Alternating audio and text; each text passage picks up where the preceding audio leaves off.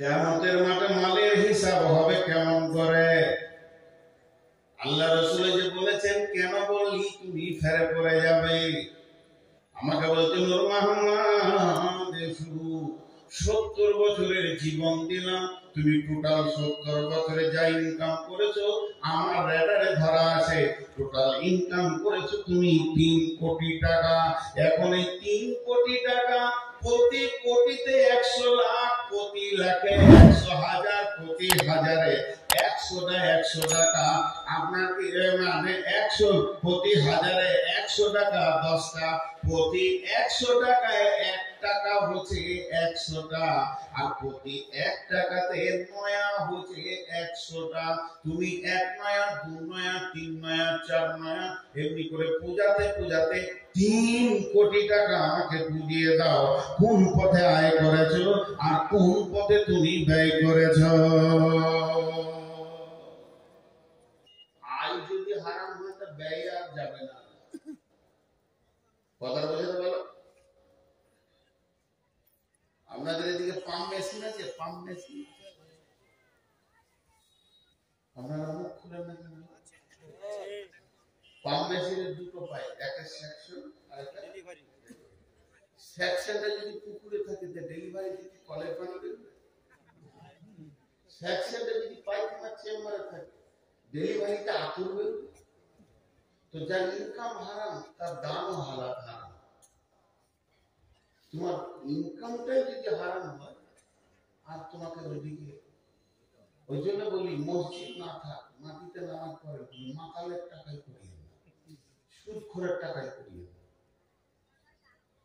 আল্লাহ মাতাল, সুদখোর, জুয়ারি, দাড়ি মারা বেঈমানের কথা বাদ দিয়েছে, স্বয়ং ইমানদারের কথা বলেছে। যদি যাকাত না দেয় তো টাকা দিস না। বরং কি আছে, ইন্নামা ইয়ামুরু মাসাজিদাল্লাহি মান আমানা বিল্লাহি ওয়াল ইয়াউমিল আখির ওয়া আকামাস সালাতা ওয়া আতাস যাকাত। মসজিদ বানাতে গেলেও যাকাত দেওয়ার করতে হবে, বেযাকাত হলে চলবে। টাকা বেশি আছে যাকাত দেয় না, ওর টাকা নিস না। এই জন্য তো মসজিদের লোক ঢুকছে না, রিয়াকশন নাই, মসজিদের যে টান সেটা চলে যাচ্ছে। মাটির মসজিদে নামাজ পড়া ভালো, ঢালাইতে মাতালরা যদি টাকা দিয়ে দেয় 4 কুইন্টাল রড, 6 কুইন্টাল, খালি মার্কেটে বলে রডটা আমি নিয়ে না, রডটা আমি নিলাম, এ ঠাস সহ্য করা কঠিন। হ্যাঁ, ভুল বলছি কে বলে? ওই জন্যে বলতে এখন আমাদেরও ইমান দুর্বল হয়ে গেছে, আমরা সব চিটিং বাজ মাল যে বায়ান করছি মুনাফিকি হাল। আমরা যখন পড়তাম ইউপি সাহারানপুর গিয়েছিলাম, তো দেওবন্দ মাদ্রাসাতে শ্রীদেবী নিজে গিয়েছিল টাকা দিতে, সেই যুগে 1 লক্ষ না 1.5 লক্ষ। তো মুফতি সাহেব বলেছিল ভাড়া দেন, মাদ্রাসার দরজা থেকে অমিতাভ গিয়েছিল, কয়েকটা গিয়েছিল আর কি, এক নেই, 1-2 জন গাড়ি। দেওবন্দ মানুষের টাকা, তোরা ভাগ্যি কাঁদতে দেয়, তোদের টাকার প্রয়োজন। তো তাকুয়ার দুনিয়াতে মজা আলাদা। এরপরে আপনি খরচা করছেন, আল্লাহ ধরেন, আবার উদাহরণ দিচ্ছি, বলবেন না যেরকম হাদিস আছে বলেছিল, উদাহরণ দিচ্ছি। আল্লাহ বলেন, 17 তারিখে ফেব্রুয়ারি মাসে 2024 সালে শনিবার কি কি খরচা করলি রে সকালে বলতে? এবার ধরা পড়েছে। রব্বুল আলামিন 1000 টাকা নিয়ে হাটে গেলাম, সবজির হাটে, আলু নিলাম, পেঁয়াজ নিলাম, কপি নিলাম, আদা নিলাম, রসুন নিলাম, সিম নিলাম, আর কি নিলাম, এত টাকা খরচা হলো। 600 টাকা পকেটে থেকে যায়, 400-র মধ্যে। এরপরে রাস্তায় বেরিয়ে আসছি, একজন ভিখারি এসে বললো, ভাই আমার মেয়ের বিয়ে কিছু দেন। তাকে 100 টাকা দিয়ে দিলাম, আর থাকে 500 টাকা। কিছু দূর আসার পর একটা মসজিদ 2 জন দাঁড়িয়েছে, ইমাম আর মসজিদের কমিটি। তাকে 300 টাকা দিয়ে দিলাম আর থাকে 200 টাকা। রব্বুল আলামিন এই আস্তে আস্তে আমি 100 টাকা সাদাকা করে দিলাম, ওটা কোনো কারণে করলাম, তাহলে আপনি তো জানেন আর থাকে আমার কাছে 100 টাকা। এই 100 টাকা কি বলবো, একটা এতিম ছেলে দাঁড়িয়েছিল, 50 টাকা দিয়ে দিলাম। আল্লাহ এখনো কেন বলেনি, আল্লাহ শুনে গেছে। এরপরে বলছে তারপরে 50 টাকাটা কি করলি, বলে আমার বাচ্চা মেয়েটা বললো আব্বা স্কুল যাব, ওকে দিয়ে দিলাম 40 টাকা, পকেটে থাকে মাত্র 10 টাকা। এমন সময় আমার নাতনিটা এসে বলছে না দিলাম 5 টাকা, যা চকলেট খাগা, আর থাকে 5 টাকা। 5 টাকাটা পকেটে পড়েই আছে। রাস্তা দিয়ে হেঁটে যাচ্ছি, গাড়ির সামনে বাঁশ দিয়েছে, যে বলছে লক্ষ্মী পুজোর চাঁদা দাও। কিসে এই কদিন আগে কি হলো, মানে ডিপার্টমেন্ট অফ এডুকেশন পড়াশোনা ডিপার্টমেন্টের ঠাকুরটা, চাঁদা দাও, 5 টাকা দিয়ে দিলাম। আল্লাহ বলে কেন, 1000 একটা এলাম না, 995 টাকা আল্লাহ কেন বলেননি? ওই জায়গাগুলো আল্লাহর হুকুম আছে, ওখানে দাও, মসজিদে দাও। ওয়াতাল মালা আলা হুব্বিহি দাবিল কুরবা ওয়াল ইয়াতামা ওয়াল মাসাকিন ওয়া ইবনাস সাবিলি ওয়াসাইলিনা ওয়া ফির রিকাব। আমি এনার হাতে 10,000 টাকা দিয়ে সৌদি চলে গেলাম উমরা করতে, হজ করতে, আর বলে গেলাম ভাই কোরআন মোতাবেক খরচা করবেন। হিসাব নিতে এসে দেখছি 5 টাকা দুর্গা পুজোতে দিয়ে দিয়েছে। আমি বললাম কেন দিলেন, টাকা তো আমার আপনার নয়। তো আল্লাহ বলছে মাল তো তোর নয়, মাল আমার, আমি দিয়েছি বলি তোর মাল। তুই কে মাল এনেছিলি বল মায়ের পেট থেকে, বলেন একবার হ্যাঁ বলেন তো সবাই। 100 বছর আগে এখানে ছিলাম, জোরে বলেন ছিলাম, এরপর একটা হ্যাঁ বলেন। 100 বছর পর থাকবো, দুটো না হলো 3 নম্বরটা দেখেন হ্যাঁ বলতে পারেন নাকি। যেদিন এসেছিলাম মাল নিয়ে এসেছিলাম, এটা না 4 নম্বরটা একটু বুকে বল দিয়ে বলেন, যেদিন যাবো রুটি নিয়ে চলে যাবো। এর নাম ধোঁকা। পৃথিবীটা ধোঁকার জায়গা, পৃথিবীটা ধোঁকার। একটা ছেলে ন্যাংটা, গোটা শরীরে আর কাপড় নাই, ন্যাংটা, বছর 3 বছরের ছেলে, বাচ্চা, নানার বাড়ি নানির বাড়ি বেড়াতে তো দৌড়ছে রাস্তায়। আর ওর কোনো নানা হয় সম্পর্কে, ওর মায়ের চাচা কি মামা বসেছিল, বলে ওই তোর পয়সা পড়ে খুঁজছে, তোর কানে ধরেছে, তোর কাপড় আছে, পকেট আছে, এনেছিলি কিছু, আবে তোর হারাবার কি আছে? যে কিছুই আনে নাই তার হারাবার কিছু। তাহলে আমরা যেদিন এসেছি কিছুই আনি, হারাবার কিছু আছে? যেটুকুই আল্লাহ দিয়েছে ওটুকুই আল্লাহ দিয়েছে। আল্লাহ কোরআনে বলেছেন ওয়ালা নাবলুওয়ান্নাকুম বিশাইইন মিনাল খাউফি ওয়াল জু'i ওয়া নাকসিম মিনাল আমওয়াল ওয়াল আনফুসি ওয়াস সামারাত। এখানে 5খানা কোশ্চেন আল্লাহ পরীক্ষা করবে, তার মধ্যে মালকে নষ্ট করে এবং ফল ফসলকে নষ্ট করে। আমি 40 কোটি টাকার মালিক, 13 কোটি টাকা গোডাউনে আগুন লেগে পুড়ে গেছে, কাঁদছি। আল্লাহ বলে ওটাই তাকে দিয়েছি, বাকি যে কটা আছে এই কটাও তো আমার, কাঁদছিস কেন? দিয়েছি 40, নিয়েছি 13, ভাগ্যে তো তোরই বেশি রয়েছে। এখন 27 কোটি টাকা তোরই তো রয়েছে। আচ্ছা এগুলো বেইমানি না? সবটাই তো আল্লাহ। একটা গল্প শুনে আপনাদেরকে জ্ঞান বাড়বে।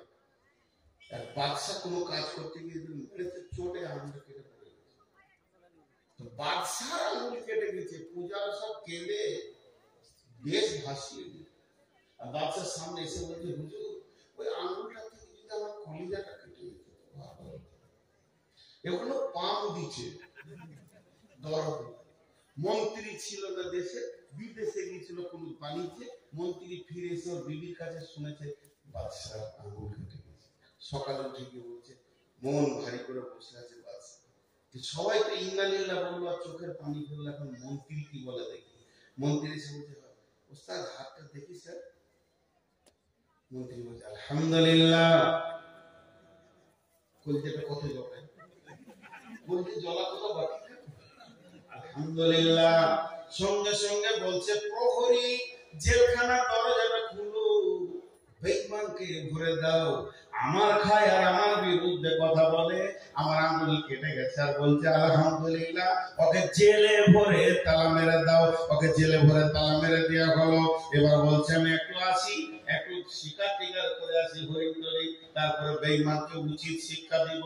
কেমন করে? আলহামদুলিল্লাহ বলেছে হরিণ শিকার করতে গিয়ে জঙ্গলের ভিতরে রাস্তা বলে নাগাল্যান্ডে চলে গেছে। নাগাল্যান্ড মানুষের মানুষ খায় ভারতবর্ষে, ওখানে চলে গেছে।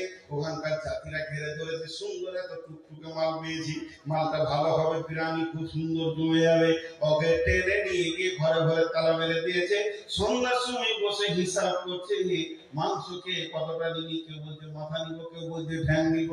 এবার বাদশা বলছে আর বাড়ি ফেরা হলো না, কাল সকালে তো আমাকে পিস পিস করে কেটে খেয়ে নেবে। টেনশন আর চিন্তা, টেনশন আর চিন্তা। সকাল হলো, তাকে তালা থেকে বের করে পেছন দিকে হাত বেঁধে ঠাকুর থানে নিয়ে যাবো যে রাবণের পূজা করে ওরা।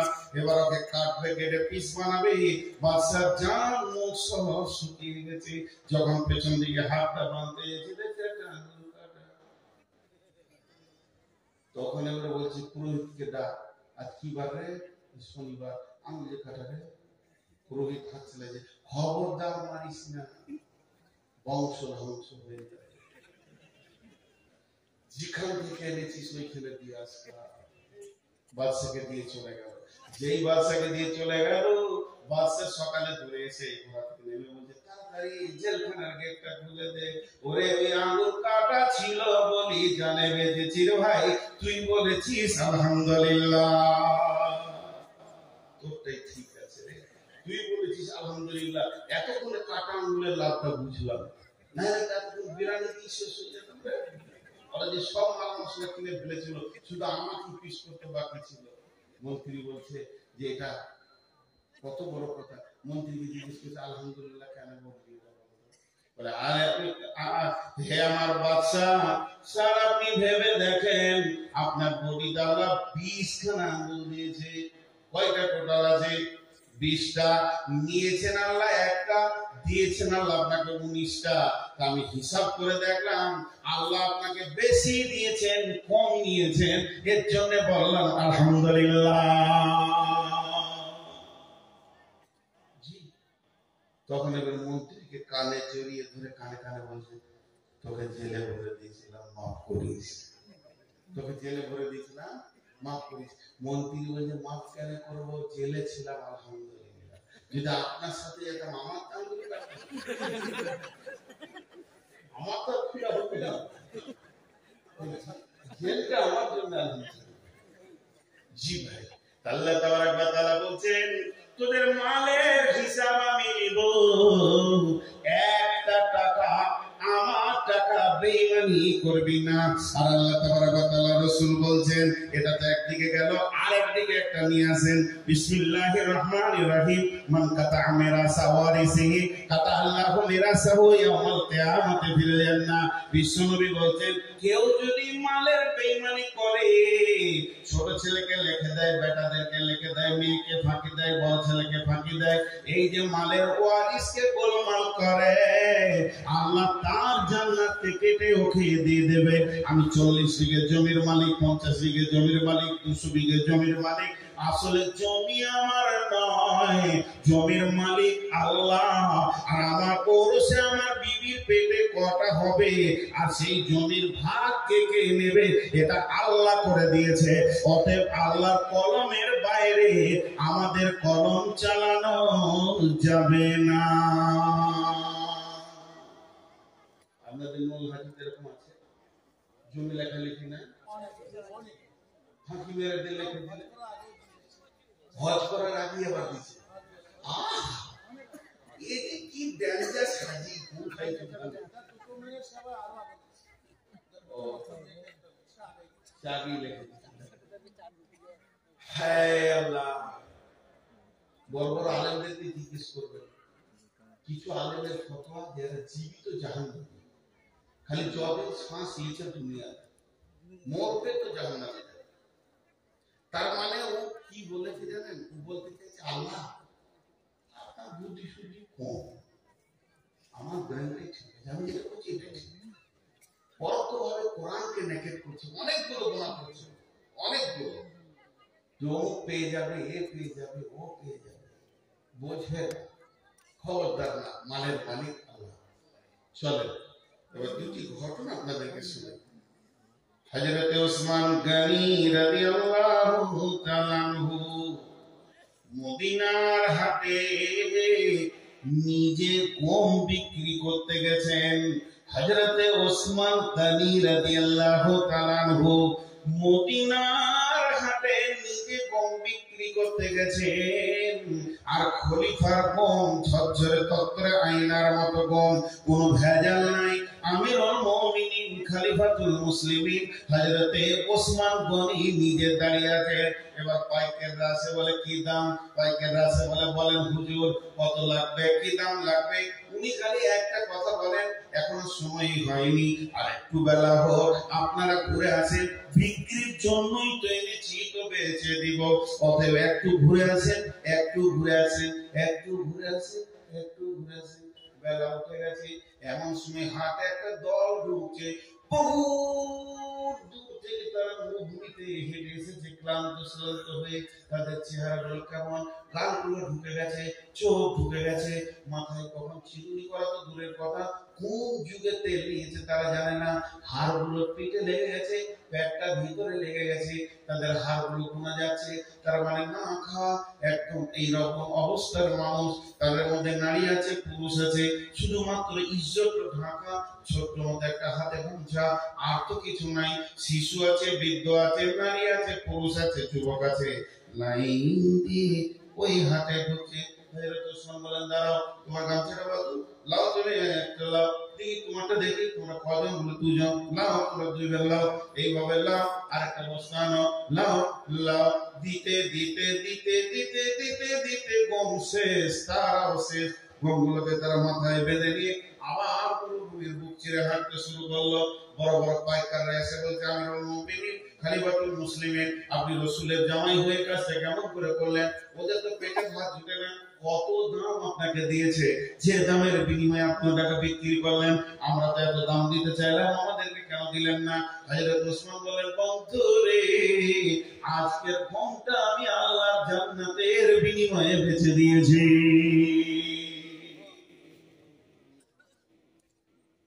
এখন যদি মানুষের জন্য টাকা নিতে হয়, তাদেরকে ফার্ম দিতে হচ্ছে, ফার্ম দিতে হচ্ছে, টাকা দিয়ে আবার সুর করে বলতে হচ্ছে। সুর করে না বললে তো খালারা 1 টাকা দেবে না, ওর কলিজে ঠান্ডা করার মতো বলতে হচ্ছে। আর আমাদের এই কি আউয়াল ভাই দুদিকে ধু উড়ে গেছে, এমনি মোটা মানুষ ঘেরিয়ে কল কল, এই টাকার পাহাড়, লাখে লাখে ঝাঁকে ঝাঁকে টাকা, হাজারো হাজার, শেষকালে গুনে দেখে 3 কোটি চায়, খালি 10 টাকা। এই হয়ে গেছে আমাদের আদায়ের সিস্টেম। জি, আদায়ের সিস্টেম। আদায় 2-3 জায়গা খুব ভালো রেখেছি, দুটো না বললে জ্ঞান বাড়ে না। কলকাতায় বজবজ একটা জালসায় গিয়েছিলাম, 10,000 লোক, সেই রকম ডেকোরেশন, কত লক্ষ লেগেছে জানি না, সেই রকম মাইক সাউন্ড, 3 জন বক্তা আছে, আমি সর্বস্বরা হেড মৌলানা কালেকশন করবেন, আপনি মাঝে দিয়েছি 15 মিনিটের বেশি কালেকশন করিয়ে, তাহলে এটা রেগে যাবে। শিক্ষিত মানুষ, কলকাতার ব্যবসায়ী, 15 মিনিটের টোটাল কালেকশন হলো 3,500 না 4,000, 1,000, 500, 100, 200, তাহলে কি হবে? মাসে চলবে কি করে এত বড় মাদ্রাসা? খেতে মন গেছে না, আমাকে সরাসরি সরাসরি নিয়ে গেল, চলো চলো খেয়ে। তো হেড মৌলানার মনে কোনো টেনশন নেই, হাসতে ঘুরছে, কি ব্যাপার? খাওয়ার খেয়ে থাকতে না পেরে হেড মৌলানাকে বলছি, ভাই এই 2,500-3,000 টাকায় মাছ হচ্ছে। বলছেন না, আমাদের নগদ কালেকশন হয়েছে 36 লক্ষ টাকা, আর বাকি তো আছে আরো 20-50 লক্ষ। এটা বাচ্চা ছেলেরা দিয়েছে। ওদের সিস্টেম কি? তোমার ঘরে যখন স্বামীর বিয়ের কার্ড আসে, শালার বিয়ের কার্ড আসে, বন্ধুর বিয়ের কার্ড আসে, তোমার বিবেকের চেতনা হয় যে কি দিব না দিব, তুমি রেডি হও। আর মাদ্রাসার জালসার কাগজ পুছে তোমার বিবেক নেই দোকানে 200 টাকা 500 টাকা দিব। তো যেদিন জালসার ডেট তার 3 দিন আগে পর্যন্ত এলাকার লোক সব টাকা নিজে এসে মানুষের দিয়ে চলে গেছে। বলছে খালি বসে থাকতে হয় দুটো মুরগি, ওরা চেক নেবে 5,000 একটা চেক নেবে। হ্যাঁ, তো কি সুন্দর সিস্টেম। আর আমাদের শক্তি করে এখানে আমরা বলে 150 লোক বসে আছে, আর ইমাম সাহেব খালি আমাকে খুঁজছে মসজিদটা গোটা করতে হবে। 15 বছর আগে তখন ইঞ্জিনিয়ার বলে গেছে 7.5 লক্ষ টাকা লাগবে, অন্তত 10 লাখ টাকা। আচ্ছা 150 লোকে 10 লাখ কালেকশন হবে? জানতে চলে যেতে ইমাম সাহেব বলে আপনি উঠে দিয়ে না হবে। যা ওই গায়ে বাস করো রাখবে। একটা যুবক উঠে বলছে আমাদের গায়ে 7খানা বংশ আছে, তো যদি 10 লাখ লাগে তো 7 ভাগের 1 ভাগ আমি দিয়ে দেবো, হয়ে গেল। আর একজন বলছে হুজুর মাইক ছেড়ে দেন, ও ইট যা লাগবে শুরু থেকে শেষ, মিস্ত্রি বলবার ইট লাগবে না, সেদিন ইট বন্ধ। একজন বললো বালি আমার, একজন বললো সিমেন্ট আমার, একজন বললো পাথর আমার, একজন বললো রড আমার, একজন বললো ফার্নিচার আমার, একজন বললো মার্বেল আমার, একজন বললো মিস্ত্রি আমার, একজন বললো লিভার। মসজিদে যাচ্ছিল রং পর্যন্ত হয়ে গেল। ইমাম সাহেব বলছে ছেড়ে দিই, সেই দোয়া করে বলছে না আর একটা আমার আছে, ওকে ধরে আনতে গিয়েছে, বাসে তারপর চলে এলো। বললাম ভাই আপনার অপেক্ষায় আমাকে ইমাম সাহেব খুশি এত লেট করে। বলছে ঠিক আছে, ওই যে মালটা দিবে বলেছে টাকাগুলো নিয়ে মসজিদের নামে ব্যাংকে ভরে দিন, কাল থেকে মসজিদটা ঘুরে যাবে। আছে এদের জন্য বায়ানো হয় নাই, সুর করে দিতে হয়, পাম দিতে হচ্ছে আমাদেরকে। হ্যাঁ, কিন্তু বিয়ে দেওয়ার পর শ্বশুর বাড়ি কবে দিতে হবে এটা বলতে বাড়ি দিচ্ছে তো ঠিক টাইমে ঠিক মারছে, কিন্তু এখানে যাবে টাকা দিতে হবে তো ঢুকিয়ে বলতে হচ্ছে। 4টা বক্তা লাগছে। জি, এরপরে শোনেন জান দেওয়া কাকে বলে, জান দেওয়া কাকে বলে। উহুদের প্রান্তে আল্লাহর নবী লোহার জামা পরেছিলেন, কর্ম পরেছিলেন, লোহার চাদর রসুল পরেছিলেন। স্বাভাবিকতায় রসুলের শরীরটা ভারী হয়ে গেছিল, 2 দিকে 3 দিকে মহড়া চলছে। কোনদিন যদি আমার সঙ্গে উহুদের প্রান্তে যান, নবীজি কোথা ছিলেন এবং আমির হামজা লাশ কোথা ছিল, হযরতে জারিরের লাশ কোথা ছিল, কোন কোনে ডিউটি ছিল, এগুলো একটা একটা করে তিলে তিলে তিলে তিলে বুঝিয়ে দেবো বন্ধু। এবছর রমজানে যাচ্ছি উমরাতে, আবার হজে যাচ্ছি, হজের পর 3খানা গ্রুপ নিয়ে যাবো ইনশাআল্লাহ। মানুষ বুঝেছে নূর মোহাম্মদের সঙ্গে যাব, খেতে না পায়, বিছানা না পায়, অন্তত ইতিহাস গুলোকে গ্রহণ করে নিয়ে আসবো। এবার আল্লাহর নবী উঠতে চাইছে একটা পাথরে, উঠতে চাইছে একটা পাথরে, শরীরটা একটু ভারী। হযরতে তালহা নজর করে দেখে নিয়েছেন যে এই যে যুদ্ধের মহড়া চলছে, নিশ্চয়ই নবীজি ওই পাথরে উঠলে ইসলামের লাভ হবে। নবীজি উঠতে পারছেন, একটা সিঁড়ি দরকার, তাড়াতাড়ি করে একটা পাথর এনে পায়ে দিলেন, জিন্না। হযরতে তালহা লম্বা হয়ে শুয়ে পড়লেন, বললেন ইয়া রাসূলুল্লাহ আপনি আমার বুকে পা রেখে উঠে যান, আমার বুকে পা রাখেন। জি, একটা লোক খালি বলতো এ আল্লাহ আমি যদি সাহাবী হতাম রাসূলের খিদমত করতাম, এ আল্লাহ আমি সাহাবী রাসূলের খিদমত করতাম। 20 বছর ধরে খালি কাঁদছে, কত রাসূলকে ভালোবাসে। একদিন রাসূলকে স্বপ্নে দেখেছে, এটা গল্প বলছি, কাউকে বলবো না যে বুখারী, উদাহরণ দিচ্ছি, এই হাদিসটা তালহার হাদিসটা উদাহরণ দিচ্ছি। ও রাতে স্বপ্ন দেখে যে রাসূলের সঙ্গে একটা গাড়িতে চেপে কোথায় যাচ্ছে, সব সাহাবীরা আছে, ও ওর কপালে জুট হয়ে গেছে, যে দেখছে এক জায়গায় রাস্তাটা খারাপ, 4টা প্রধান বসে যাবে, ও আগে লাভ মেরেছে, আজকে সুযোগ পেয়েছি খিদমত করবো, 12 জন ইট খুঁজছে, কোথায় ইট পাবো, এখানে দিয়ে 4টা পেরিয়ে যাবে। ইট নিয়ে যখন ওখানে আসছে তখন দেখছি 2 জন সাহাবী নিজে শুয়ে গেছে, গাড়িটা পেরিয়ে গেল। হবে না, ওদের সাথে আমাদের তুলনা করা যাবে না। তালহা তো একটা পাথর খুঁজতে যেতে পারতেন, কিন্তু নিজে শুয়ে গেলেন। যখনই নিজে শুয়ে গেলেন, আল্লাহর নবী তালহার বুকে পাটা রাখলেন, আর জবান দিয়ে কি বললেন? নবী বলেন, তালহা রে, তুমি নিজের জন্য জান্নাতকে ওয়াজিব করে নিলে।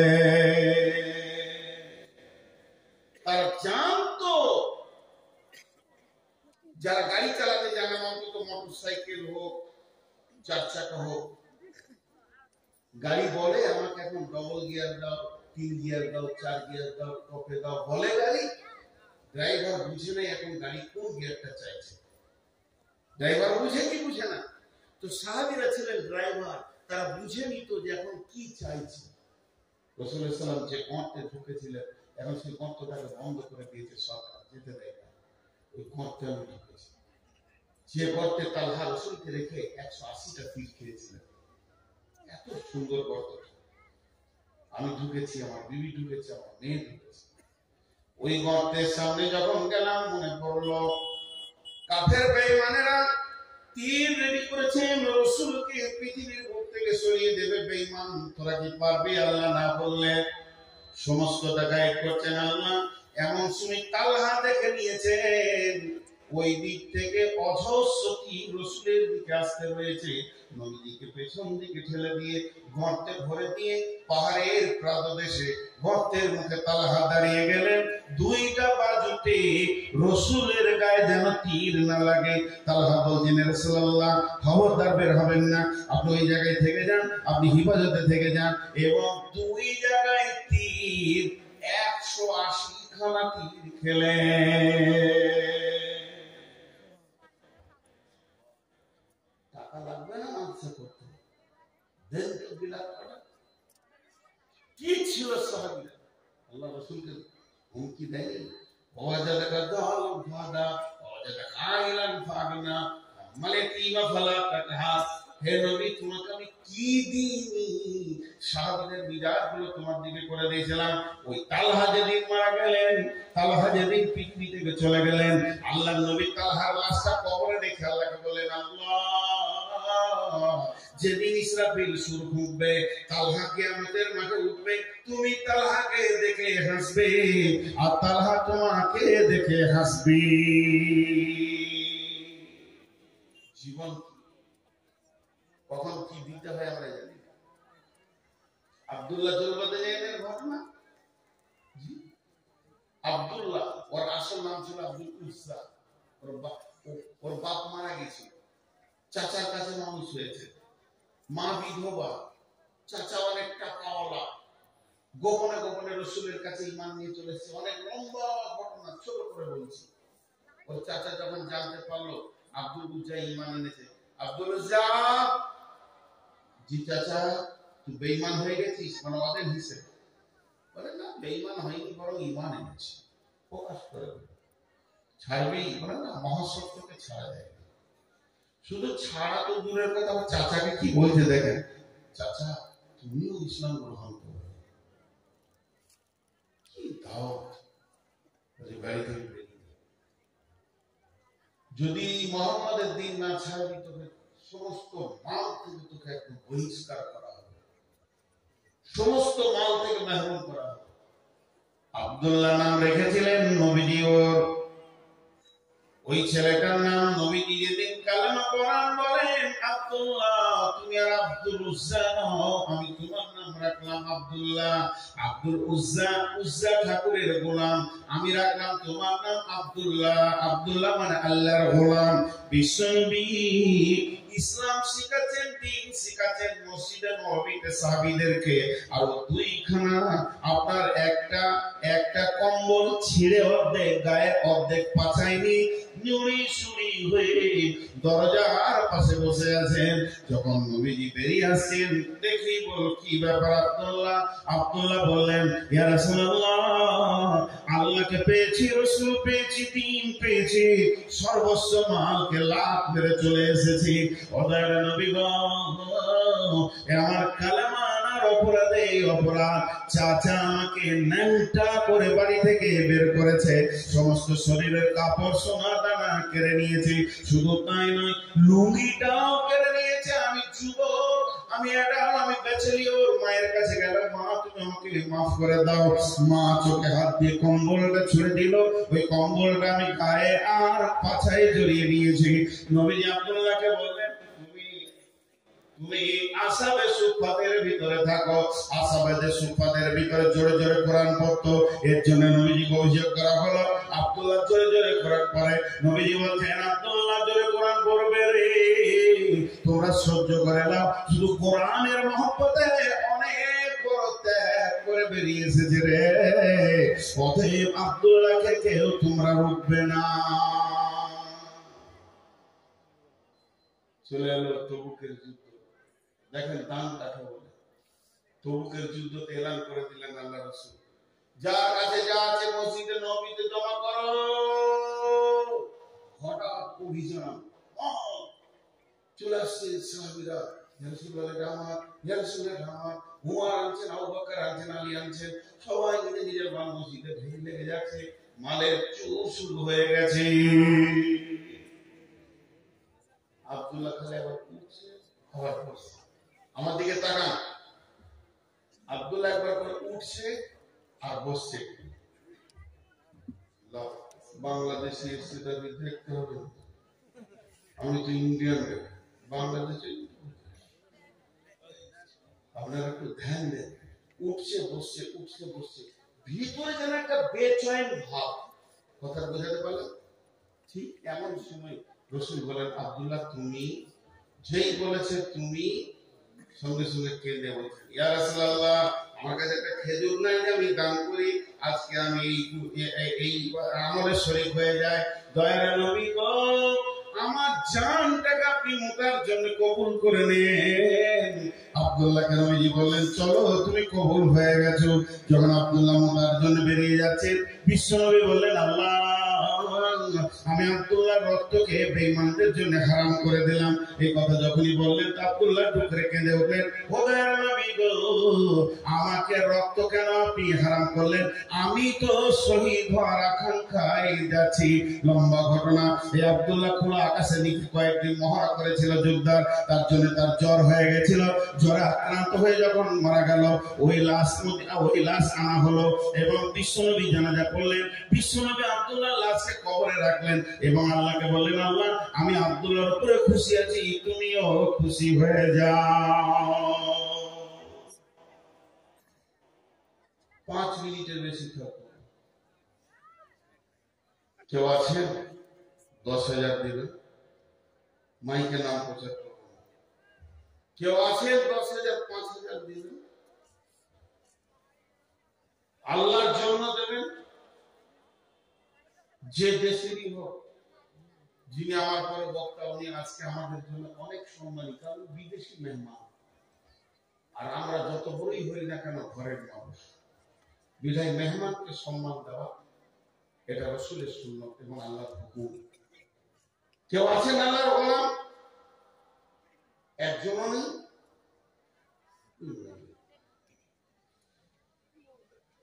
কত টাকা? কত? 3,000। ছেলে মানুষ 3,000 দিচ্ছে। হ্যাঁ, এই জায়গায় কালেকশন করতে না, লোক করতে শুরু করেছে। আল্লাহ ঘর যায় না, হাসপাতাল পাঠিয়ে দাও। তারা স্লিপ করে কোথাও পড়বে, নাক কাক কেটে ছাড়বে হাসপাতালে। টাকা কিরে রসবাদ।